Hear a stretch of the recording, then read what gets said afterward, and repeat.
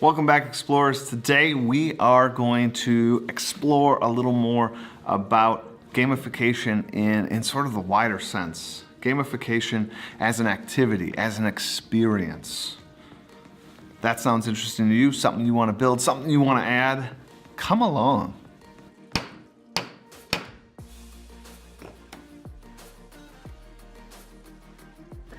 All right, guys, thank you for sticking around.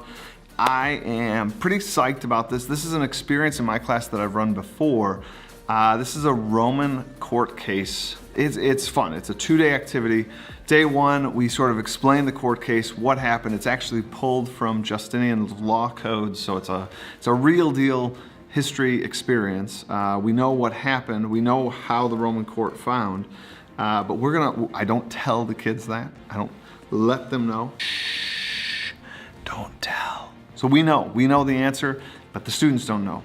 So the question is, who's at fault here? I don't want to get into the court case with you, but there were four possible defendants.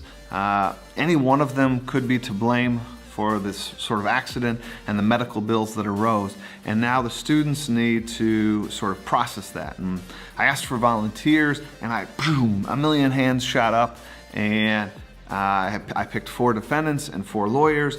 On that first day, they got to look through some of the Roman law codes and sort of present a case or figure out a case that they would present the next day. And then today is the day that we do the courtroom, and we have the courtroom all set up. We got a jury box. We got the 4 little desks for each defendant. We have me, the judge, set up. We have a witness stand. It is a fun way to sort of set up the classroom and bring it to life. And this is really the point of the video. The point of the video is, well, twofold. Gamification can be leaderboards, badges, items, level ups, power ups, all those various things that some of you are just grappling with now, and some of you might not even know what that vocab is, and some of you might have all those things in your game, and those are good, and I love that. But what I want us to all recognize is that gamification is about building authentic experiences, things that the students can kind of go on, explore within, sort of suspend reality a little bit. They're truly experiential learning. And this courtroom case is a great example. Kids sort of took on a role. They became that role. Then, really all sets of students, right? We have the jury. The jury in a Roman court is a very active role, and they got to play that active role. They got to ask questions. They're jotting down quotes from people so that they can ask them and say, hey, you stated this. Then we have the defendants themselves. We know very little about this case. So the defendants, when they take the stand and they get asked questions like, what time of day was it? How often have you been here? Has an accident like this ever happened before? Have you ever witnessed that before? They have to sort of make that up. So we're talking about like historical fiction on the spot. And these people have to have a little drama, a little flair that they can kind of work within those constraints. They can't make up something that would be unrealistic. They have to fit within what's already been stated in the sort of court that we do know, but then also be free enough to sort of create within that space. Then we have the lawyers that have to take on this awkward question situation, and for a 6th grader to only sort of get the statements you want, get the experience you want, only through questions, that is not easy. And all of these people, all of these players got to act that out for a moment, got to be somewhere else and experience something different.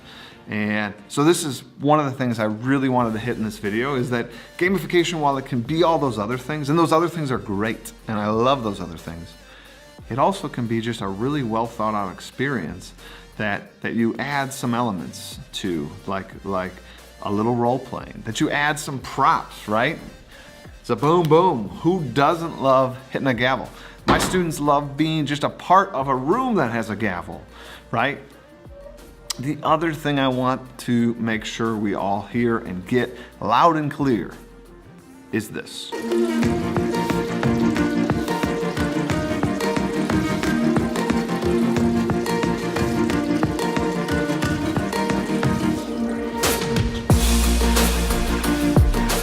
Sometimes the questions are more powerful than the answers. I think for a long time in education, and me included, I thought it was about the answers. It was about getting kids to a certain point, getting kids to mastery.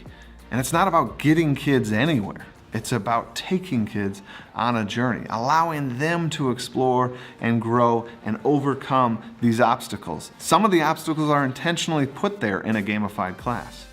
I intentionally set a contentious situation where everyone's trying to sort of figure out this blame, where it lies in this court case. I could have lectured about fairness, I could have had some sort of advisory activity, but the moment we put it in this role play scenario, this gamified experience, it really illuminated the whole experience and the whole point that I was trying to teach. So again, it wasn't the answer, it was the question. The question is what was important. So I guess that was my takeaway from this experience, and I'd love for it to be something we sort of discuss together here on this channel is, what moments has the question become more powerful than any answer in your class? For me, it's been really great, and for you new teachers out there that are a part of this channel, I really want you to think about this. Think about making some open-ended experiences that your students can kind of go on, that you're not in control of the answer. The answer is outside of the experience. It is going through and moving through that experience, working through the question, and you don't know where the answer is. You don't know where or how they're going to get there. You're setting them in motion on a path. Not on a path, actually. They get to sort of forge their own path, and that's kind of a unique situation, and one that I think would be really valuable to you starting out your career. For us older teachers that have been in this game a little while, I think it's good to be reminded of that. It was an excellent reminder for me to see my students experience this. And for us gamifiers, I think it's also important to recognize that gamification takes on all sorts of levels. This one is just as good as the next. And let's remember that, and let's encourage others to sort of join in building these joyful moments and finding joy in the journey through these activities and through gamification.